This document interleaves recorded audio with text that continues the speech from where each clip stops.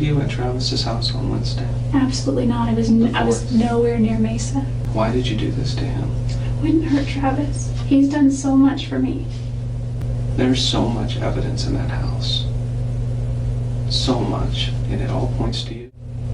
And the camera actually took a couple of photos by accident during the time that he was being killed. Really? Yeah. That's your foot, Jodi. Those are your pants. That's Travis. That is not my foot. You know, if I did that, I'd be fully ready to face the consequences. I didn't hear you breathe. I wonder how am I still here. On June 9th, 2008, friends who hadn't heard from 30-year-old motivational speaker Travis Alexander in several days entered his Mesa, Arizona home and found his body in the shower. What they saw in that bathroom was one of the most brutal crime scenes Mesa detectives had ever encountered. Travis had been stabbed 27 times, his throat slashed near decapitation, and shot once in the temple. He had been dead for 5 days. Police had one very obvious suspect almost immediately: his obsessive ex-girlfriend, 27-year-old Jodi Arias. She had moved to Mesa after their breakup just to stay close to him. She had slashed his tires, hacked his email, and Travis had told close friends he was scared of her. On July 15, 2008, lead detective Esteban Flores traveled to Yreka, California to arrest her and get some answers. The answers he got? Absolutely none. But the evidence he brought with him? That's a different story entirely. So you remember me? Of course I do. I traveled all the way up here to come talk to you. Because, you know, I've been working on Travis's case ever since it happened. Okay, and I know exactly when it happened, when he was killed. I know a lot of details. And just recently we found quite a bit of evidence. And I'll discuss that with you. The main thing that I'm looking for, though, is answers on why certain things happened, why they went so far, and also to get your statements. Okay.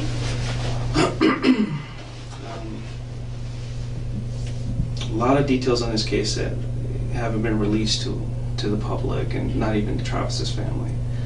And those details are known only by us and the person who did it. Okay, and that's one of the reasons I'm here, is because I believe that you know some of these details. Okay. And I think you can help us. I would love to help you in any way that I can. Okay. Okay. And you're considered under arrest or detained. You're not free to go. And I'm a police officer. I have to read you your rights. Okay. I'm sure you've heard them on TV. You know, I have to read them off this little card here, but they're pretty much the same, and I'll explain them to you as we go, okay? Okay. You do have the right to remain silent. Okay, anything you say may be used against you in a court of law. You have the right to the presence of an attorney to assist you prior to questioning and to be with you during questioning if you so desire. If you cannot afford an attorney, you have the right to have an attorney appointed for you prior to questioning. Do you understand these rights? Yes. And what I'm going to do is just ask you some questions, ask you what you've been doing, you know, certain dates, what you were up to. Yeah. You mentioned you were traveling on some of these dates. I travel a lot. I want to kind of clarify some of these things. And, you know, if there's a question that you don't want to answer, you don't feel comfortable, you can say no, you know, or, you know, you can elaborate as much as you want. It's completely up to you. It's at your speed. I don't want to pressure you. Is this recorded at all, or should we? Yeah, I don't know if there's a recording or anything. I don't know if these are voice recorders. I noticed them. If they have video, or if they have audio, or batteries, or what. I don't think they're on. They're really cool. It's It okay. used to be still. Yeah, I haven't touched those or anything, but Oh, okay.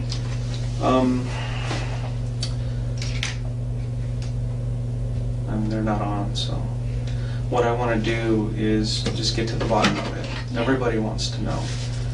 Well, let's start with this. What have you been up to since Travis's death? What have you been doing? Well, I've been working. Mm-hmm. I haven't been really working in prepaid legal. There's not a whole lot here in this marketplace, which is... It's kind of small here. It's small here, and really that could be seen as an opportunity rather than a hindrance, because that just means the market is untapped in a large way. So I could have if I wanted to, but I'm kind of like a deer in the headlights when it comes to prepaid legal, and I just have a fear of just approaching people. So I've been working at a Mexican restaurant in the north end of town. I've been kind of in a daze, at least for the first few weeks. She would love to help. She is cooperative. She is warm. She is devastated. She also, for the record, just asked the detective if the cameras were recording before she said any of that. This woman is a photographer. She understands how cameras work. She just tried to use a washing machine on one. But sure, she would love to help. Before we get into the interrogation, let's talk about who Jodi Arias actually is, because the nice, cooperative girl in that chair is not it. After their breakup in June 2007, she moved to Mesa to stay 5 minutes from his house. She was allegedly showing up uninvited. Travis told friends she was going through his phone, hacking his email, and at one point slashing his tires. He told multiple people he was scared of her. He called her a stalker. His friends, Sky and Chris Hughes, warned him repeatedly to get away from her. He didn't listen, and on June 4th, 2008, whatever was left of that relationship ended in his shower in the worst possible way. So you took a trip and you decided to go to,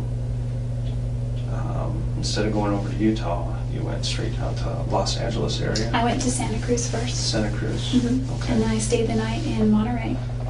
And the next day I drove to Pasadena, Okay. waiting for Laura to call me back. You didn't contact her at all? She contacted me finally after I'd already left LA. It was too late. You'd already Yeah, left at that point. and we had plans to do that again this And week. which route did you take from there? I was supposed to get on the 15 and go all the way up. Mhm. And I somehow got off the 15.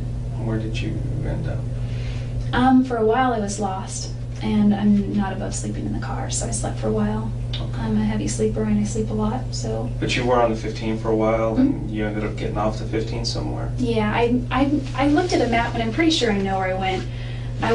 Can I draw you a map? Sure. Because I eventually started seeing signs for Phoenix, and I was like, and it was several hundred miles away still. I was like, that's weird. Where am I going? So you have California, Los Angeles, and Nevada, Arizona, Utah. And I was supposed to go somewhere right up here. Oh, I was maybe going to go. Did you actually cross over into Arizona? Is that how far you went? I crossed over twice, I think. But my map was wrong because the 93 goes north, and then I hit the 15 again, and then I got here, and then I hit Arizona, and then went here. Somehow I got north on the 93, Okay. and then I hit the 15. So, I mean, I don't know where Phoenix is in Mesa. It's got to be over here. Yeah. I didn't go anywhere near there. So you took this trip and you left on, was it Monday the 2nd? Right? And you didn't get to Utah until Thursday, you told me. Yeah, I got to Utah on Thursday. So Thursday, and that's the 5th? Yeah, I think so. So Monday, that's Tuesday, Wednesday, Thursday, yeah, 5th. Okay, so we have, it's like 48 hours there that, well, obviously 3 days, but there's 48 hours. So this trip took you a little over 48 hours there.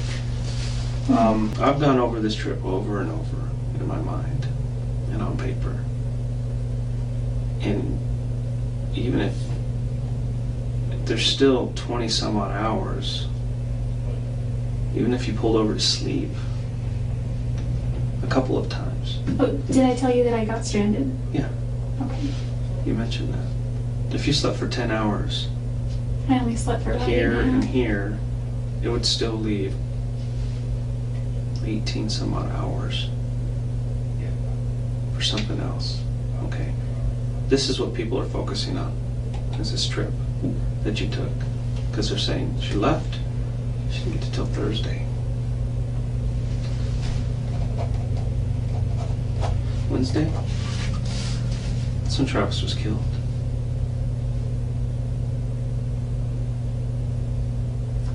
I did not go near his house. Aren't there? I pulled your cell records. Your cell phone was turned off between here and here. Okay? But the last place it pulled it was here. The next place it turned on was here. What does that show me? Oh, well, oh, no. Is there plenty of time for you to do that? Yes. And do I believe that you had come to visit Travis? Yes. I truly believe it. Did you have the opportunity? Yes. You were traveling alone. There's no other witnesses. Your phone just happened to turn off from here to here. Well, I didn't turn it off physically, but it died. And then it magically, you found your charger here? It was packed under the seat of the passenger side. And it was when I was... When you were lost, you couldn't have maybe pulled over and found it? Or? Well, I did finally start looking when I was stranded. I wouldn't have pulled over when I was lost. Okay, I've been focusing on this and going over and over in my mind why this happened. Why your phone turns off here, outside of Los Angeles. Well, I got on the 40 somewhere over here. In California. Yeah, and continued to drive this way. Realized I was not in the right place at all. And then I got onto the 93 North. And then I hit the 15 again. And then I went through Las Vegas and then St. George and then on to Utah. Okay. That still doesn't make any sense to me. And I can pull the maps and show them to you, and you can go over and over and over again. But I don't think you're being completely honest with me about that trip. I honestly got lost. She got lost. Her phone just happened to die for about 18 hours in the exact geographic window between California and Arizona, and then her phone just happened to turn back on once she was safely past Mesa on the way to Utah. Just absolutely terrible luck. The kind of terrible luck that also involves a matching murder weapon, a bloody palm print, and accidental crime scene photography. Rough trip. Were you at Travis's house on Wednesday? Absolutely not. I was nowhere near Mesa. I was nowhere near Phoenix.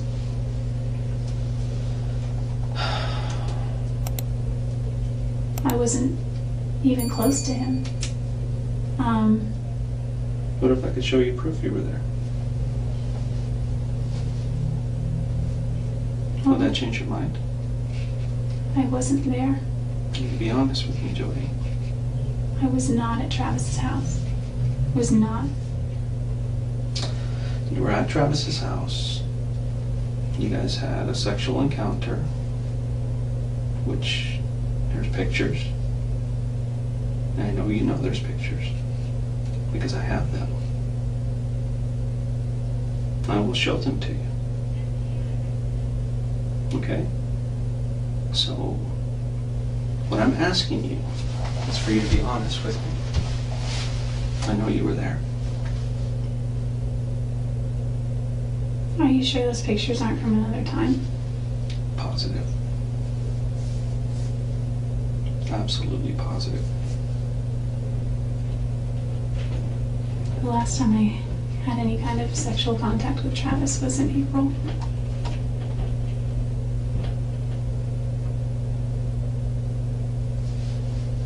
Remember I told you about the camera? Mm-hmm. That camera was damaged. Someone put it in a washing machine, ran it through a wash cycle with some clothes of Travis's, but the card's intact. Remember I told you that card was destroyed? I didn't want to tell you the truth because I wanted to make sure those photos were accurate, and we can pull deleted photos. I don't care if you delete them 6 months ago. We can pull every photo that was ever on there. Pull the little pixels together. Get the timestamps on them. Not all of them, but most of them have timestamps on them, and we can verify those timestamps. And I have pictures of you in Travis's bedroom with Travis, pictures of him, and it's obvious you guys are having sex, taking photos of each other, and they're dated and time-stamped on the day he died. Are you sure it's me? I mean, that because I was Jodi, not there. It's you. And you know it's you. I know all the details of this case. The only thing I don't know is why. Why did you choose to go visit Travis that day? And why did you do what you did? I never Why, hurt Jodi? Travis. You did. You hurt him. That's why we're here. That's why I flew up here. Because I needed to talk to you about this. I can just arrest you and throw you in jail, but I want to know why. Why did you do this to him? I wouldn't hurt Travis. He's done so much for me. There's so much evidence in that house. So much, and it all points to you. I lived there. I was there for months and months and months.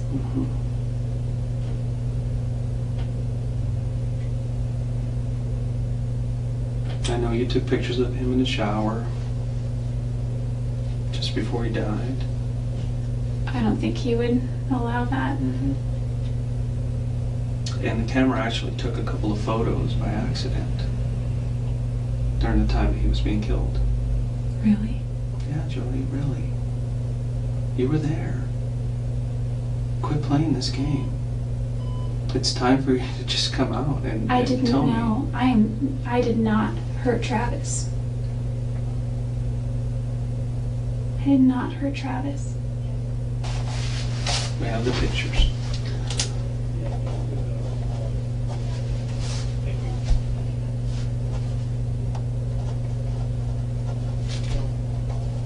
Can I see the pictures?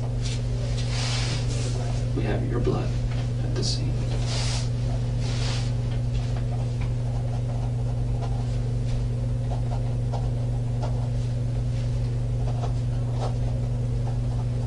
Your hair with blood at the scene.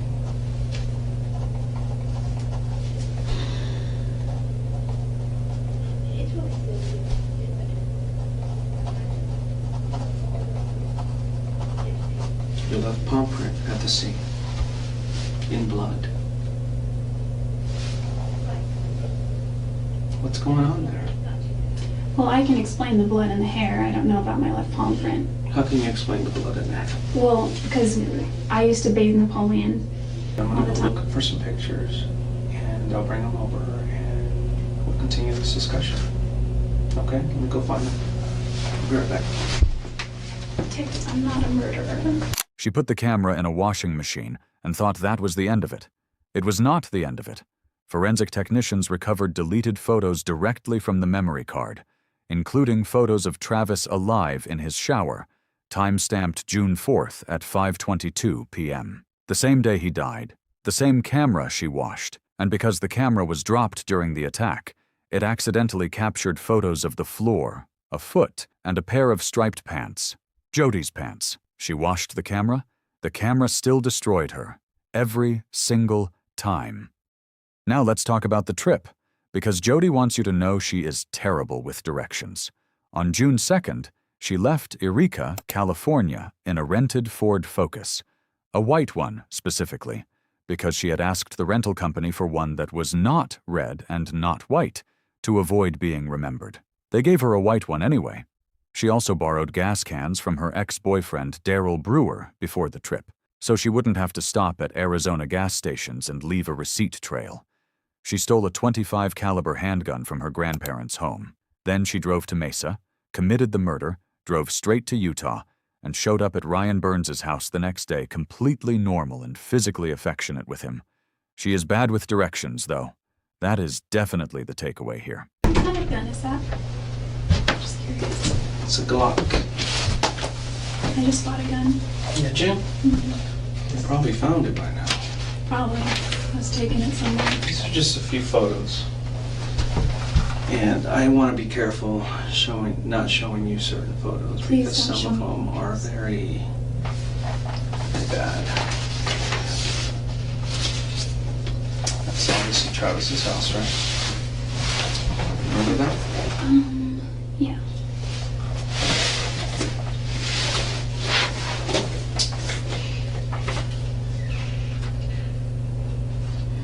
If Travis were here today, he would tell you that it wasn't me.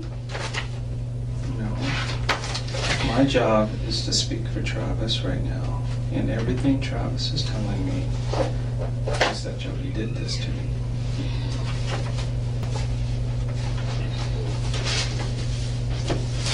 Where's that one? Remember him? Is he naked? In the shower? Couldn't even recognize Travis. He'd been there so long. I keep thinking of Brother Hyatt who had to dress him. No, this is another one that's just a copy, but it's you. Same day. All time stamped, all everything. First picture, you and Travis. See? The date. 6/4/08 at 5:22 p.m. That's when it started. Photo of you started, in Travis's bedroom, about 1:30, 1:45, something like You that. know, I don't know what kind of camera I got. There, see that? That spot? See the spots here? They look a different color because we used a chemical to enhance this. That right there, blood. It's a mixture of yours and his. And that's your palm print. How can that be my palm print? Because you were there.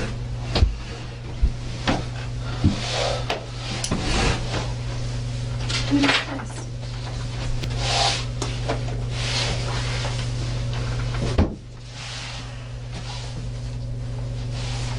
There's no doubt in my mind that you were there.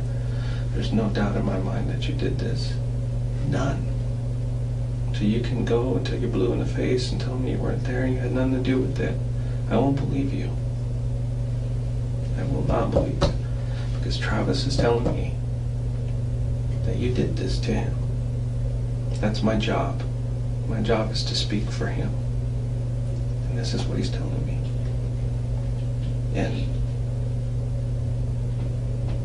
I want to know why.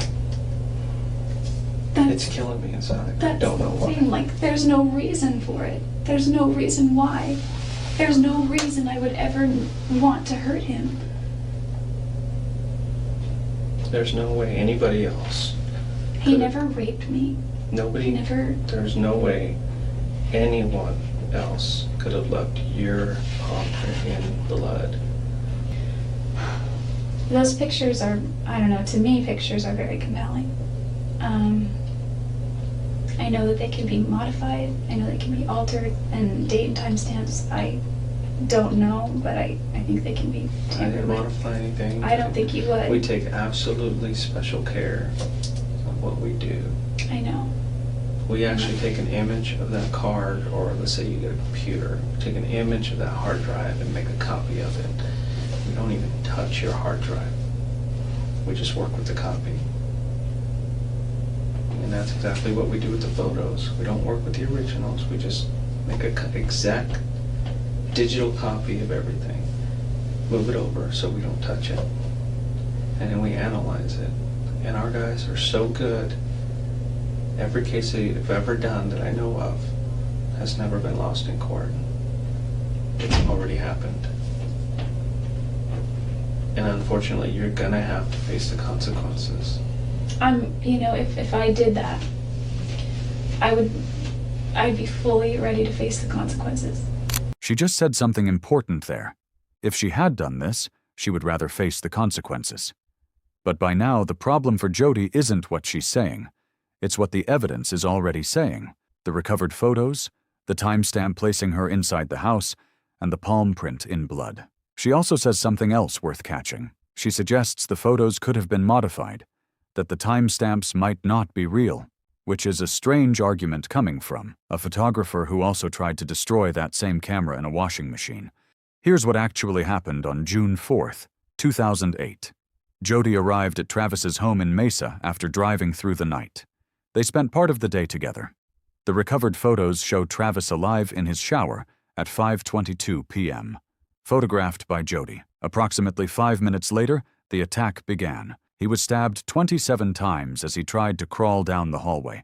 His throat was slashed so deeply it was nearly a full decapitation. Then he was shot once in the right temple with a .25 caliber handgun, the same caliber as the gun stolen from her grandparents. There's something that happens. You keep saying gloves. There's things that happen when people wear gloves. Then we can actually see that, well, somebody wore gloves in this case. Nobody wore gloves in this case. Nobody. There's no evidence I'm of just it. saying that if I were to carry out something like that, I would have worn gloves. I've got a whole box of them. Nobody else did this. There's no evidence to show that anybody else did this but you. You were the only one. That is it. And I'm not seeing any remorse. I'm not seeing anything from you to make me believe anything otherwise. You can continue to say, I didn't do it. Well, But you're the kid that got caught on videotape stealing the candy. And you continue to say, it wasn't me. I have the proof. I have the pictures. It wasn't me. Why won't you admit to it? I just can't. I didn't kill Travis. I just didn't. I did not take his life. Did you have anything to do with the death of Travis? I don't think I had anything directly to do with it, but I feel responsible somewhat for it.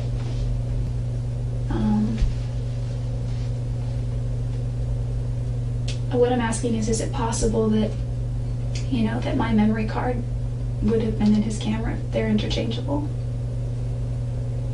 How do you know if they're interchangeable? I don't know. That's what I'm asking is what kind of memory card it was. Just a regular little SD card? Well, because I've got one that's like this big, and it's thin. It's like a cracker. And the one I use on my professional camera is like this size, and it's more kind of like that thick. And the little one is really thin, and it's got like little thingies here for reading it, and my big one looks like that on the middle part. So that one obviously probably wouldn't be interchangeable because it's a Canon and it's a nice It's camera. not interchangeable, it is. But the other one, I don't know. Your camera's here, his camera's there. He just bought that camera. Well, the other camera that I used before that's broken now, it's in my storage unit, but it's still there. And you're saying those pictures are on that camera? No, what I'm saying is I had several memory cards for this camera that I don't have anymore. And so I guess it's so far-fetched, but I guess it's possible that my card. You're saying somebody took your pictures or your card and is framing you and put that into his camera? I'm just saying that if my memory cards were left at his house, he would have used those for his camera. She just said if she was going to kill somebody, she would have worn gloves in an interrogation about the person she killed. That is the single most accidentally honest thing anyone has said in this entire conversation, and she didn't even realize it. When Jodi finally runs out of ways to explain the physical evidence, she tries one last move. She floats the idea that maybe, just maybe, one of her old memory cards was at Travis's house, that he used it in his camera, that the photos are from her card, but she didn't take them that day. She's essentially suggesting she's being framed by a dead man using her own photos on a camera she personally tried to destroy in a washing machine. I don't know why he was killed. I don't know why. I had issues with Travis. If anything, he had more issues with me. I've had worse issues with other people. They're all still alive. I'm still friends with my ex-boyfriends. They're all still alive. You know, I've been doing this a long time. And there's one thing that I can never get out of my head. Ever since the first day I talked to you. There's an old saying that, you know, someone's just not acting right. Look into it. You have not acted right from day one.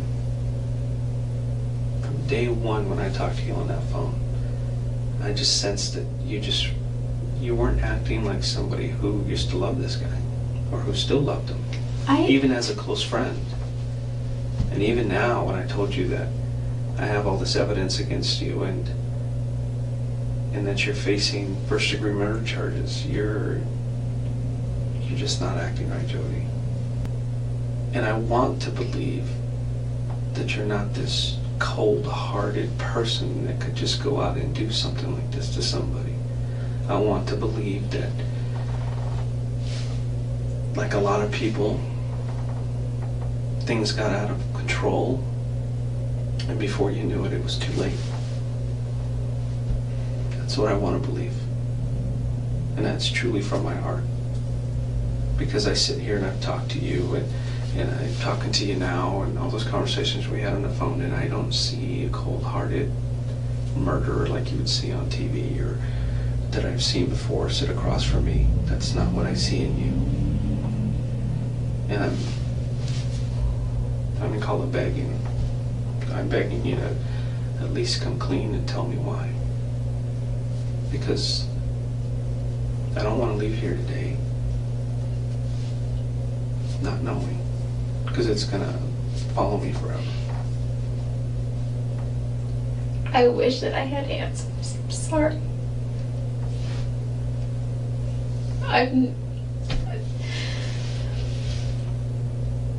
You need to just let the answers come out. There's just no reason. There's just no reason. There's no good reason why this happened. There's never a good reason why somebody dies like this. How many times was Travis stabbed? More than I want to remember.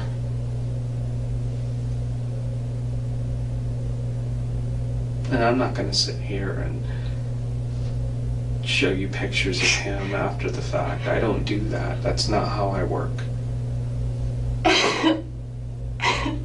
That is not for me to do. But eventually those photos will come out. Jodi.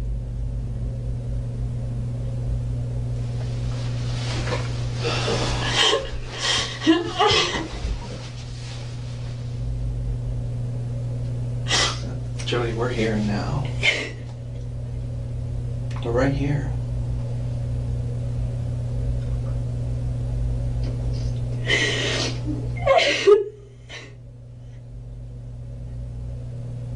I think you're feeling the reality in the moment now.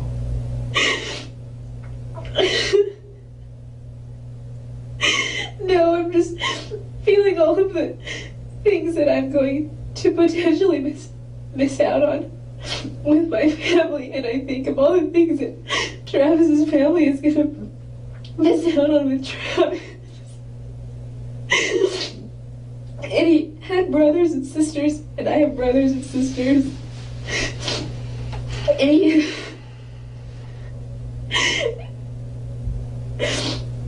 It's not fair. I need to go talk to my associates here. And if at any time you feel like you need to tell me something, you just go ahead and approach me.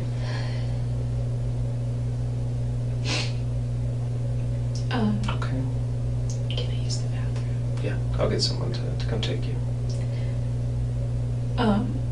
You know, I'm not like violent and we're gonna run. It's Wairika.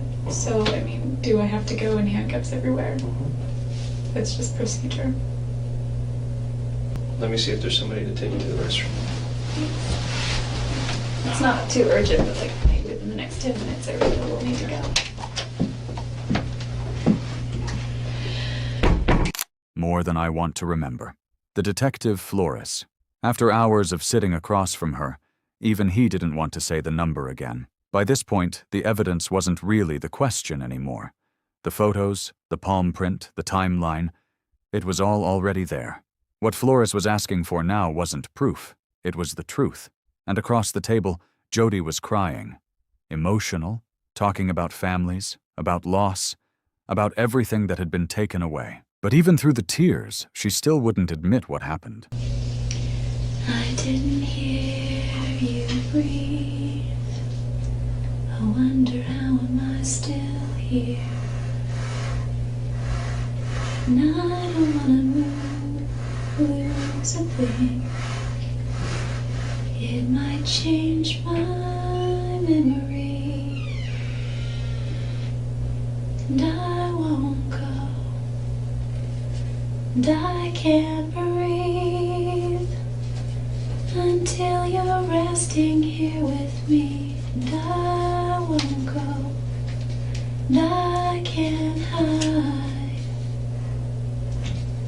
I won't leave. Breathe until you're resting.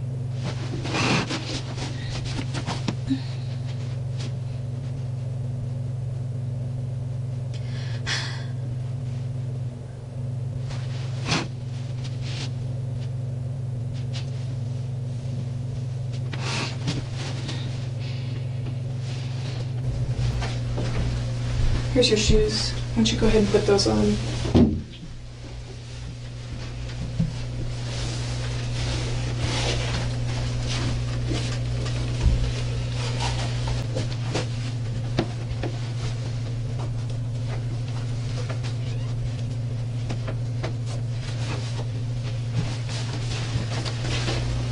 Go ahead and stop right there and just turn around.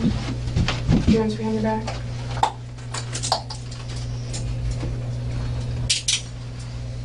On May 8, 2013, after 18 days on the stand accusing a dead man of abuse, a jury took less than 15 hours to find guilty of first-degree murder.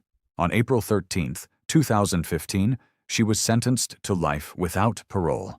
Prosecutors pointed to the same evidence detective had already laid out.